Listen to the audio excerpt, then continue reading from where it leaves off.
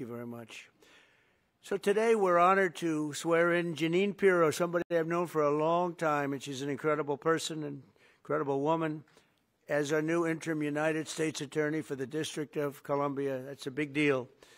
And I'd like to congratulate Jeanine and her whole family. And we have Christine with us, and Alex, I know, is in a very, very important place right now. And the two children, but they're not children anymore. And I've heard that, Christine, you're doing unbelievably well and very successful at a great law firm. So it's great to have you with us. Thank you very much.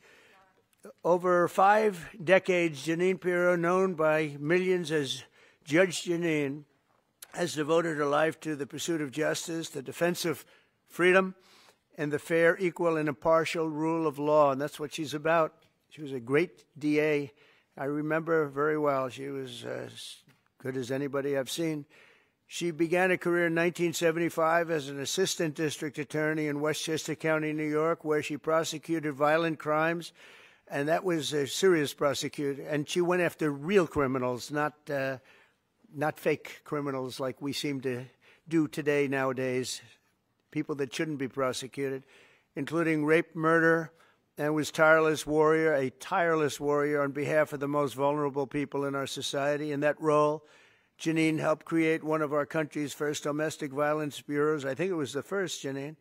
And as its chief, she revolutionized victim protection and bold, innovative policies like very few people even thought of. In 1990, Jeanine became the first female judge in Westchester County history. And following the year, and by the way, very distinguished, had an unbelievable, distinguished career. And in the following years, she presided over numerous complex criminal cases. The reason they were complex is that other judges were not able to understand them. They were called the complex cases. My sister had them too. They always used to give her the complex cases because other people didn't understand them, including high-stakes felony narcotics trials. Her outstanding judicial record earned her the honor of being named the #1 judge in 1990 by the Independent Fund for Modern Courts. That's nationwide. Outstanding judge. The following year, Judge Jeanine was elected Westchester County District Attorney, became the top prosecutor for a jurisdiction that included some of the largest suburbs in New York City, including Yonkers and White Plains. It's a big deal. As district attorney, Jeanine tackled high-profile violent crime cases and established one of the nation's most successful cybercrime units to combat online child abuse. She was way ahead of a lot of people. They still aren't there, if you get right down. I mean, from what I hear, they're still not there in many cases back there where we come from. In addition to her stellar legal career, Jeanine also excelled in news media as you know, and she's become one of the most beloved political figures through her time on television, because she's been very, very successful at a thing called television. She got out of what she was doing, and frankly, she does them both great, but she's really, to me, she'll always be known as a great lawyer and a great prosecutor, which is what she's doing now.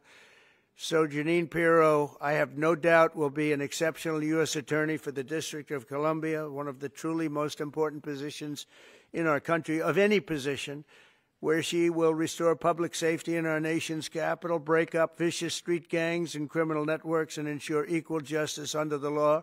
You'll see very, very big improvements in the D.C. area, that I can promise you.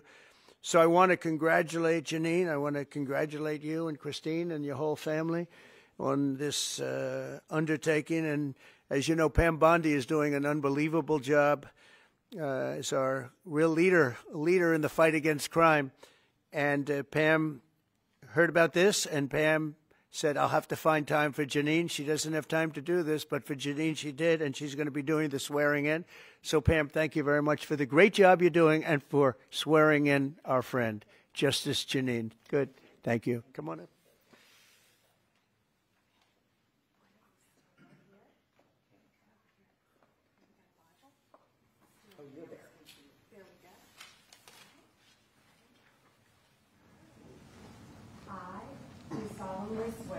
I, Jeanine Pirro, do solemnly swear that I will support and defend the Constitution of the United States that I will support and defend the Constitution of the United States against all enemies, foreign and domestic, against all enemies, foreign and domestic, and that I will bear true faith and allegiance to the same, and that I will bear true faith and allegiance to the same, and that I take this obligation freely, and that I take this obligation freely, without any mental reservation without any mental reservation or purpose of evasion, or purpose of evasion, and that I will well and faithfully and that I will well and faithfully discharge the duties of the office upon which I am about to enter.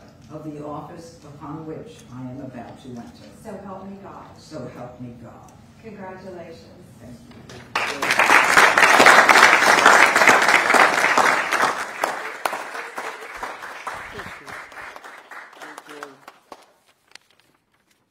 Thank you, Mr. President, and thank you, Madam Attorney General, both my friends for many years. Long ago, I went to law school to study about justice and to bring justice to victims of violent crimes, women, children, and the elderly. I fought to give them a voice in a system that was both blind and deaf to their concerns. I dedicated my heart and soul to making sure that there was a system that responded to them. My profile and my prosecutorial successes garnered public attention, and my life took unexpected turns. Through all of this, President Trump, you have remained as steadfast as one of my earliest supporters and champions. You never wavered. You were always steadfast, trustworthy, and confident.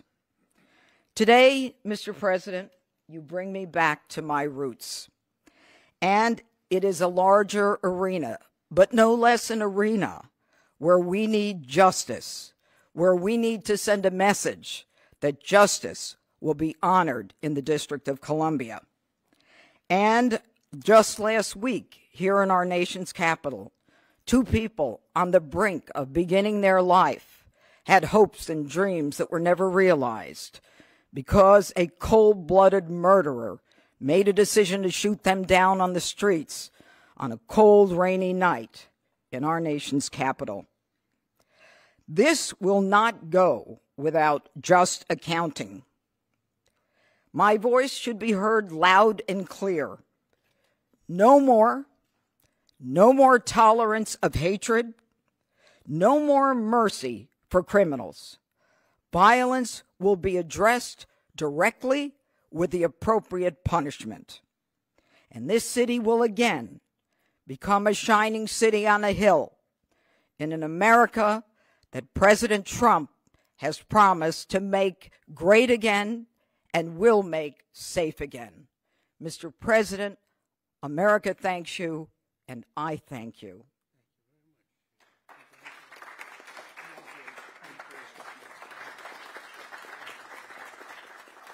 Any questions for Jeanine? Any questions? Oh, boy. Anything for Jeanine? You just want to talk to him. I get it.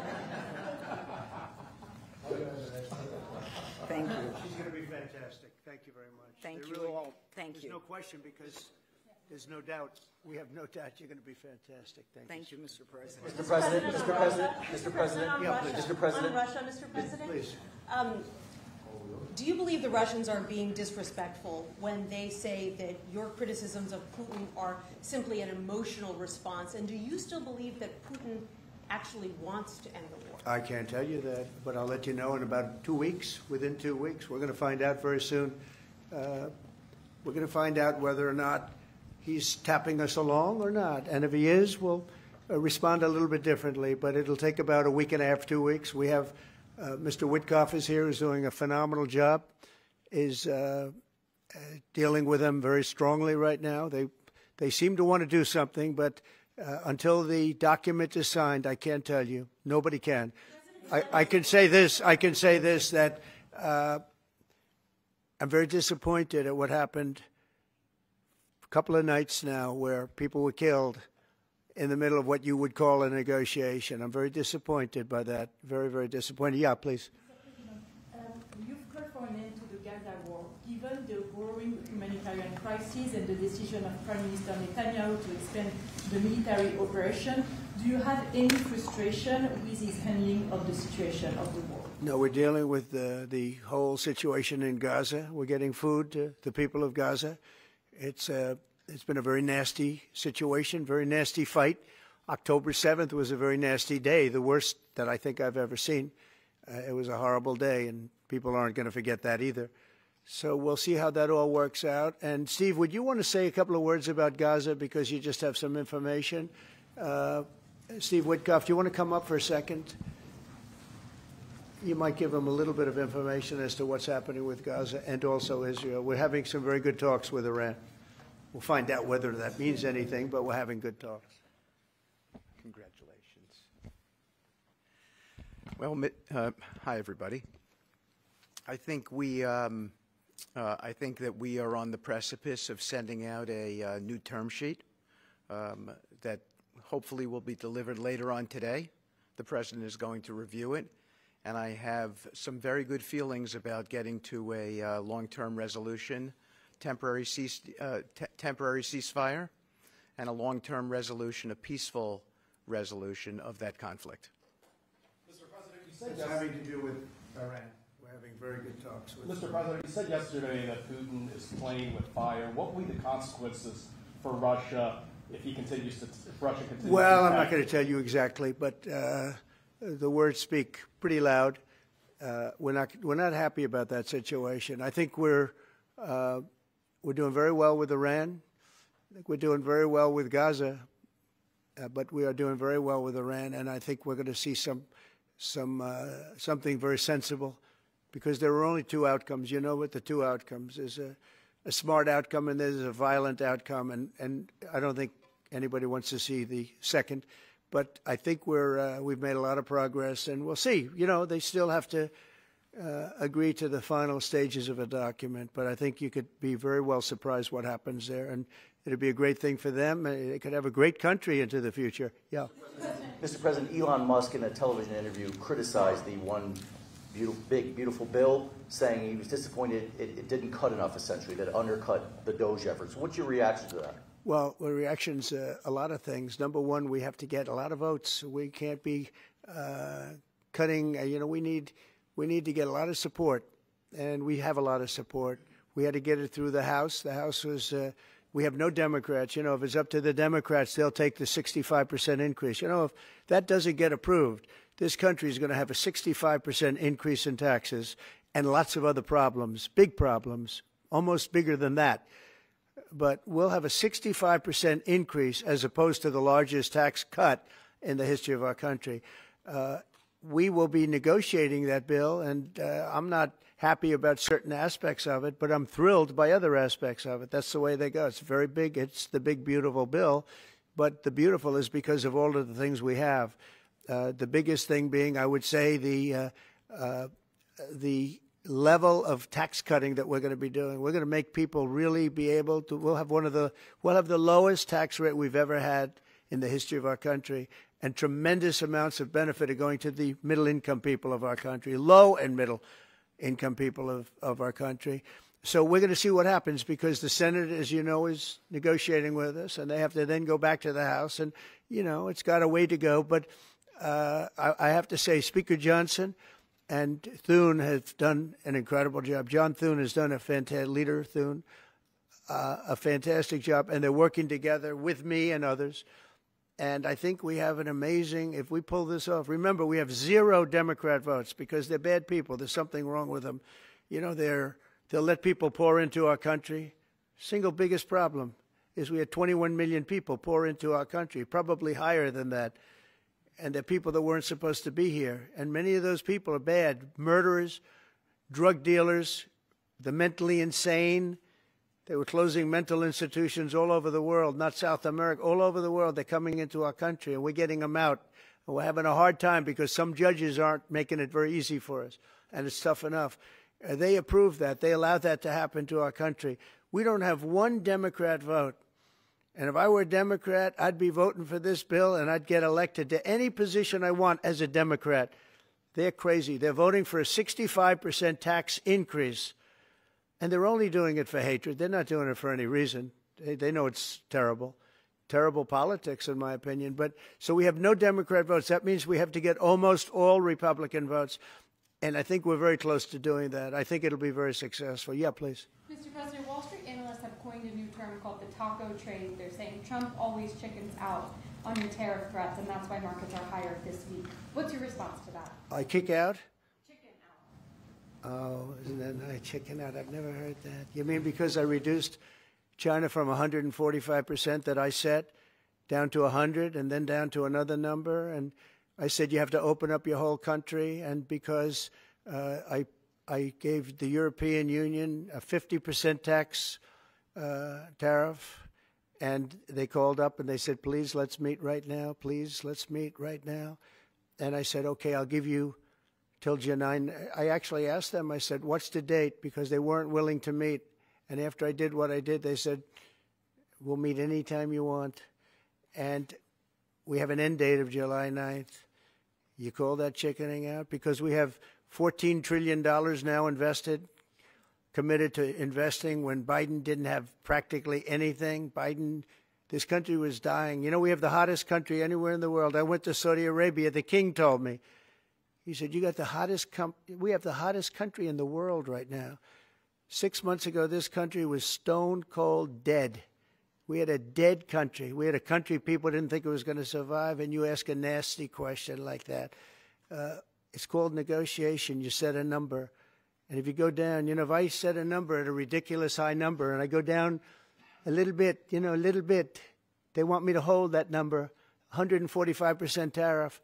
Even I said, man, that really got up. You know how it got? Because of fentanyl and many other things, and you added it up. I said, where are we now? We're at 145%. I said, whoa, that's high. That's high. They were doing no business whatsoever, and they were having a lot of problems. We were very nice to China. I don't know if they're going to be nice to us, but we were very nice to China. And in many ways, I think we really helped China tremendously because, you know, they were having great difficulty because we were basically going cold turkey with China. We were doing no business because of the tariff, because it was so high. But I knew that. But don't ever say what you said. That's a nasty question. Go ahead. To me, that's the nastiest question. Wait a minute.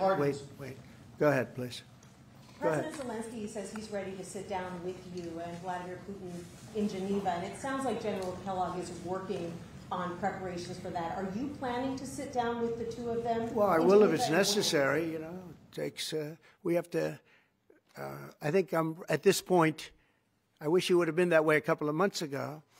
But at this point, we're working on President Putin, and we'll see where we are. I think we're doing fine, but we'll see. I don't like what's happening. That's one thing I'll say. I don't like when I see rockets being shot into cities. That's no good. We're not going to allow it. You've always said that the war never would have started if you were Would have never happened, and it didn't happen. He doesn't seem willing to do anything that you want him to do. Do you still believe that he wouldn't have launched the war? No. We would have never had a war. We would have never had a war. If I were president, if the election weren't rigged, you wouldn't have had the war. You wouldn't have had the war. You wouldn't have had inflation. You wouldn't have had October 7th. That would have never happened because Iran was stone cold broke. They didn't have any money to give to Hamas or Hezbollah. You wouldn't have had that Afghanistan most embarrassing moment in the history of our country. You wouldn't have had any of it. You wouldn't have had inflation because energy costs. Look what happened. I brought inflation down to practically zero. And all of the groceries and all of the eggs and all of the things that you've been hearing about, they're back down. They're way down from where they were. I did something in 4 months that nobody's seen. And I have to say, in 4 months, and I said it before, and everyone's talking about it all over the world, we've got the hottest country anywhere in the world right now. We're the only country anybody's even talking about. All right, please go ahead. What stopped you from imposing new sanctions on Russia? Only the fact that if I think I'm close to getting a deal, I don't want to screw it up by doing that. Let me tell you, I'm a lot tougher than the people you're talking about, but you have to know when to use that. If I think it's going to hurt a deal, this isn't my war. This is Biden's war, Zelensky's war, and Putin's war. This isn't Trump's war. I'm only here for one thing, to see if I can end it, to save 5,000 lives a week and a lot of money, the money being much less important because I made that money. I went to Saudi Arabia, Qatar, and UAE, and we brought back $5.1 trillion. So I made that money in about 2 hours, the money that we're talking about, but it's still think of it, $300 billion we've spent with no checks, no balances. They just send cash. You can imagine what's happened to that money. I never saw anything like it in my life, but I'm more interested because I picked up $5.1 trillion and, by the way, got a beautiful, big, magnificent, free airplane for the United States Air Force, okay? Very proud of that, too. They tried to say, oh, it's Trump's airplane. Oh, yeah, sure. It's too big. Frankly, it's too big, much too big. When can we expect that to be the Air Force One? Well, it's here already. Yeah. It's in the country. It's being refitted for military standard. How much will it cost to refit it? Oh, I don't know. Whatever it is, a hell of a lot less than building a new one. We're waiting too long from Boeing. Boeing has got to get its act together. Yeah. Sir, on Nippon Steel, this arrangement that was just announced in the golden share, is that an arrangement you would consider for TikTok as well? Nothing to do with TikTok. Totally different kind of a deal. We'll have to get, to do it properly, we'll probably have to get China's approval. China's never easy. China's never easy. But I think we'll be able to save TikTok. I'd like to save TikTok. I mean, TikTok was very good to me. I won the young people by 37%. No Republicans ever won, and I won by 37%. And Charlie Kirk will tell you TikTok helped, but Charlie Kirk helped also. Oh, he just happens to be here. Look at him. He loves that we mentioned that name, right, Charlie? He's done great, and I appreciate all the help. But with young people, we won by 37%, Charlie, and you helped. But TikTok was amazing, and he was the first one. He said, "Get on TikTok." So I have a little bit of a warm spot. I know I shouldn't. They'll say quid pro quo, put him in jail for the rest of his life. Quid pro quo. No, TikTok was very good to me. I won young people. I don't know if it was because of TikTok, but it was something happened. No Republican has ever won they call them young people. Young people, you can define it a lot of different ways, but I won every age group in young people. And it never happened, and won by 37%. That's a lot. Yeah. President, back on Iran, did you warn Prime Minister Netanyahu against taking some sort of actions that could disrupt the talks there in a phone call last week? Well, I'd like to be honest. Yes, I did. Next question, please. Just last on sanctions. I did, yeah. If Senate Republicans want to push It's not a warning. I said I don't think it's appropriate. What exactly did you tell him? Did you I just said I don't think it's appropriate. We're having very good discussions with him, and I said I don't think it's appropriate right now. Because if we can settle it with a very strong document, very strong, with inspections and no trust. I don't trust anybody. I don't trust anybody. So no trust. I want it very strong where we can go in with inspectors. We can take whatever we want. We can blow up whatever we want, but nobody getting killed. We can blow up a lab, but nobody's going to be in the lab, as opposed to everybody being in the lab and blowing it up, right? Two ways of doing it. Yeah, I told him this would be inappropriate to do right now because we're very close to a solution. Now, that could change at any moment. Could change with a phone call. But right now, I think they want to make a deal, and if we can make a deal, save a lot of lives. When do you think a deal could happen on Iran? On which? A deal with Iran could happen. When do you I don't know. I think over the next couple of weeks, if it happens. Yeah. And on the, when could the administration resume the interviews for foreign students' visa? When do you think your administration could resume these interviews? On what? For the foreign student visa. Yesterday there was... for the French visas? For the French too, but all the foreign students. Oh, for the foreign visas? What are you referring? Foreign visas for what? Are you talking about for colleges? Okay, so you're off of Israel. Now you're talking about colleges, right? Yes, now. Okay. Well, we're going to see. Look, Harvard has been a disaster. They've taken $5 billion plus. $5 billion. Nobody knew that they were making this kind. If we didn't do this, we would have never found this out, Pam. They're taking $5 billion. And I'd rather see that money go to trade schools. And by the way, they're totally anti-Semitic at Harvard, as you know, and some other colleges too, in all fairness to them.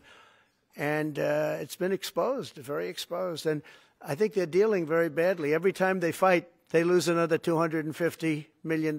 Yesterday we found another $100 million. And they have, they have a fund, an endowment, $52 billion. All right? They get a lot of that from the United States.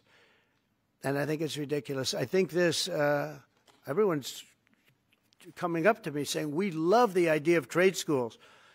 With that kind of money, and money from others, but money from them, you can have the best trade schools anywhere in the world. You give them to Iowa, Indiana, lots of good states, well-run states, and you give them the money. They can only be used for trade schools, and they'll teach people how to build motors and cars and AI. You know, the AI, we're building plants. We're building hundreds of billions of dollars worth of AI plants. Already started, many of them. We've never had a boom like we're having now. You're going to see it. There's never been anything like it. So we're up to about $14 trillion in investments. There's never been anything even close. You look at Biden, this guy, they had people leaving as opposed to investing. And they're doing it because of November 5th, and they're doing it because of the tariffs. The tariffs have been tremendous. I can promise you, and I have great respect for the people at the European Union, they wouldn't be over here today negotiating if I didn't put a 50% tariff on. The sad thing is now when I make a deal with them, it's something much more reasonable. They'll say, oh, he was chicken. He was chicken. That's so unbelievable. I usually have the opposite problem. They say, you're too tough. Mr. President, on Harvard, there were some Jewish students protesting on campus yesterday. They said they don't want you making these huge cuts, cutting off student visas to Harvard in their name, because they feel Harvard like it has makes to them show more us. of a target. Okay, Harvard has to show us their lists. They have foreign students. About 31% of their students are foreign-based, almost 31%. We want to know where those students come. Are they troublemakers? What countries do they come?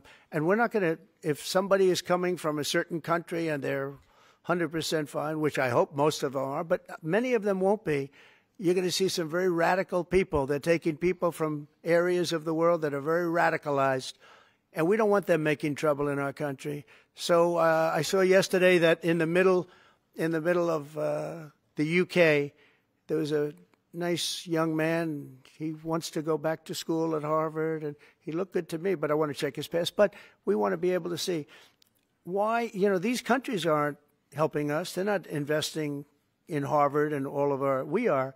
So why would 31%, why would a number so big? I think, number one, I think they should have a cap of maybe around 15%, not 31%. We have people who want to go to Harvard and other schools. They can't get in because we have foreign students there. But I want to make sure that the foreign students are people that can love our country.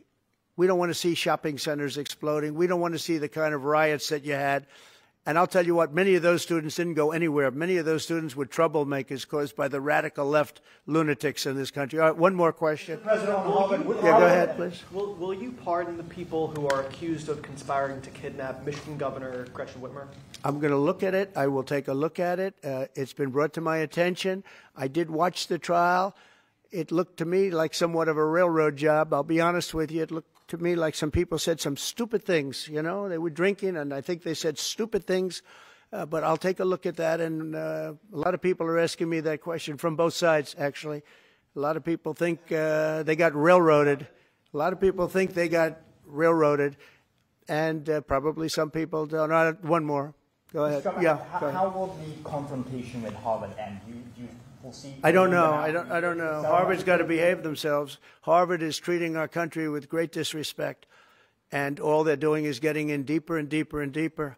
They've got to behave themselves. I'm looking out for the country and for Harvard. I want Harvard to do well. I want Harvard to be great again, probably, because how could it be great? How could it be great when you have Harvard announced 2 weeks ago that they're going to teach remedial mathematics, remedial, meaning they're going to teach low-grade mathematics, like 2 + 2 is 4.